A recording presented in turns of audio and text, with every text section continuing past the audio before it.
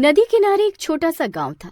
गांव जितना छोटा था, गांव में रहने वाले लोगों की सोच उससे भी ज्यादा छोटी थी। इसलिए गांव में न तो लड़कियों को ज्यादा पढ़ने दिया जाता था, न ही उन्हें अपने सपने पूरे करने की आजादी थी। इस गांव में एक रत्ना नाम की लड़की रहा करती थी। रत्ना पढ़ाई में बहुत ही अच्छी थी और पढ़ लिख कर नौकरी करना चाहती थी, लेकिन उसके माँ बाप उसकी शादी करके अपनी जिम्मेदारियों से मुक्त होना चाहते थे। एक दिन, रत्ना, ये देख, मैं तेरे लिए बढ़िया घाघरा चोली लेकर आई हूँ। इसे पहनकर चल, अच्छे से तैयार हो जा। तुझे ना देखने के लिए पड़ोस के गांव से लड़के वाले आ रहे हैं। एक बार तेरा रिश्ता वहाँ पक्का हो जाए तो हमारी भी जिम्मेदारी खत्म हो। माँ, मैं आप लोगों से कह कह कर थक गई हूँ कि मुझे 17 साल की उम्र में ब्याह नहीं करना। अरे लड़की हूँ, इसका मतलब ये तो नहीं ना कि मैं बस शादी करके जीवन भर चूल्हा चौका ही संभालती रहूं। मैं आगे पढ़ना चाहती हूँ, कुछ बनना चाहती हूँ। मुझे एक मौका दे दो ना। अरे पढ़ तो लिया तूने। पहले ही गांव की सारी लड़कियों में सबसे ज्यादा पढ़ी लिखी है तू।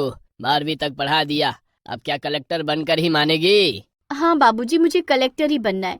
मैं गांव की बाकी लड़कियों की तरह शादी नहीं करना चाहती। मेरे कुछ सपने हैं जिन्हें मुझे पूरा करना है। उसके बाद ही मैं अपनी गृहस्थी बसाना चाहती हूँ। रत्ना की जिद के कारण उसके माँ और बाबूजी उसे आगे पढ़ने के लिए परमिशन दे देते हैं। उसकी उम्र की लड़कियों की गांव में शादी हो चुकी थी, इसलिए गांव के लोग रत्ना के माता पिता को ताने देते, लेकिन रत्ना की मेहनत को देखकर उसके माँ बाबूजी उन तानों को सह लेते थे। रत्ना की मेहनत का परिणाम था कि उसने अपनी मेहनत के दम पर सरकारी नौकरी की परीक्षा पास कर ली थी। अब बस इंटरव्यू में पास होना बाकी था। माँ देखो, मैं कहती थी ना, मुझे बस एक मौका दे दो, मैं आप लोगों का नाम रोशन कर दूंगी, और सिर्फ आपका ही नहीं, पूरे गाँव का नाम रोशन कर दूंगी मैं। अब तुम देखना, मैंने इतनी अच्छी तैयारी की है ना कि मेरा ये इंटरव्यू भी पास हो ही जाएगा।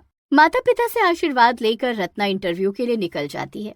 अकबर रोड तक जाना है, ले चलोगे क्या? हाँ हाँ, क्यों नहीं मैडम, बैठिए। रत्ना ऑटो में बैठकर इंटरव्यू देने के लिए निकल पड़ती है। इंटरव्यू की जगह से कुछ दूरी पहले काफी लंबा जाम लगा हुआ था। मैडम, आप यहाँ से सड़क क्रॉस करके पैदल पैदल चली जाइए, 10 मिनट में पहुँच जाएंगी। ऑटो में बैठकर जाने के चक्कर में कहीं आपका इंटरव्यू ही छूट ना जाए। इस सिग्नल पर बहुत लंबा जाम लगा है। मुझे ऐसा लगता है कि इस जाम को निकलने में 1 घंटे का लगभग समय लग जाएगा। ठीक है भैया, मैं पैदल ही चली जाती हूँ। रत्ना ऑटो से उतरकर सड़क क्रॉस करने लगती है, तभी सामने से आ रही एक तेज रफ्तार गाड़ी उसे टक्कर मार देती है और वो उछलकर जमीन में जा गिरती है। जमीन पर गिरते ही रत्ना की आंखों के आगे अंधेरा छाने लगता है। 2 पल ठहर कर वो गाड़ी वाला मुड़कर रत्ना की ओर देखता है और उसके बाद गाड़ी की रफ्तार तेज करके वहां से निकल जाता है।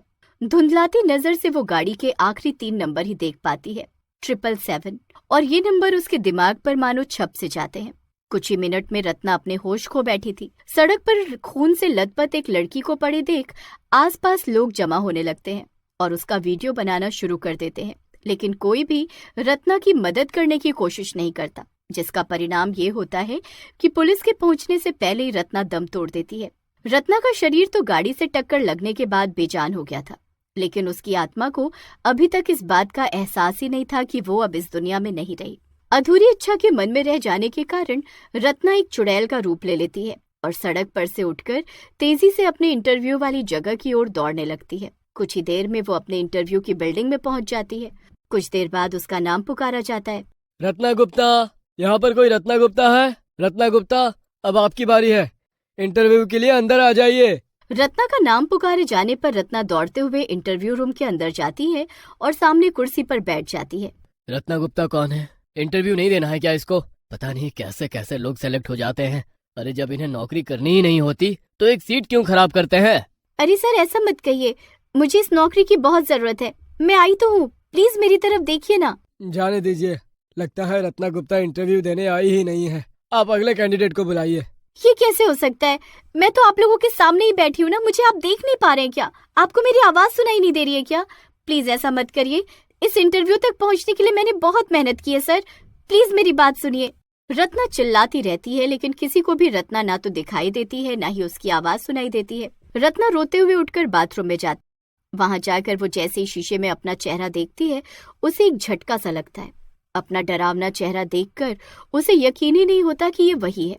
तभी उसे अभी कुछ देर पहले हुए उसके एक्सीडेंट वाली बात याद आती है। इसका मतलब मैं मर चुकी हूँ, इसलिए कोई मुझे न देख पा रहा है, न मेरी आवाज सुन पा रहा है। मेरी बरसों की मेहनत, मेरे सपने, मेरे माँ बाप की उम्मीद, सब पर पानी फिर गया। मेरे माँ बाबूजी को तो यही लग रहा होगा कि अभी तक मैंने इंटरव्यू दे दिया होगा, और बहुत जल्द मैं उन्हें अपनी नौकरी लगने की खुशखबरी सुनाऊंगी। लेकिन वो बेचारे तो जानते ही नहीं कि उनकी बेटी अब इस दुनिया में नहीं रही। जिसने मेरी उम्मीदों पर पानी फेरा, मैं उसे छोड़ूंगी नहीं। 2 दिन बाद रात के 10 बजे का समय था। एक गाड़ी तेज रफ्तार से सड़क पर बढ़ी जा रही थी। अचानक ही गाड़ी के सामने एक खूबसूरत लड़की आ जाती है। अरे मैडम, मरने के लिए मेरी ही गाड़ी मिली थी क्या? प्लीज मेरी मदद कीजिए, मैं यहाँ इंटरव्यू के लिए आई थी, लेकिन अंधेरा होने के कारण रास्ता भटक गई हूँ। आप प्लीज मुझे मेरे गांव तक छोड़ सकते हैं? देर रात गए सुनसान रोड पर लड़की को खड़ा देख गाड़ी वाला उस लड़की को अपनी गाड़ी में बिठा लेता है। मैडम, कहाँ जाना है आपको? बस आगे से राइट ले लीजिए, वहीं पर 200 मीटर आगे मेरा घर है। अरे लेकिन उधर तो जंगल है, उधर किसका घर है? आप बस छोड़ दीजिए ना, मैं पहले ही लेट हो रही हूँ। लड़की अपनी बातों में उलझाकर ड्राइवर को एक खंडहर के सामने तक ले जाती है। अरे ये कैसी जगह है मैडम, यहाँ कहाँ जाएंगी आप? ड्राइवर के इतना पूछते ही वो सुंदर लड़की एक चुड़ैल के रूप में बदल जाती है और अपने हाथ को लंबा करके ड्राइवर को खींचकर गाड़ी से बाहर निकाल लेती है।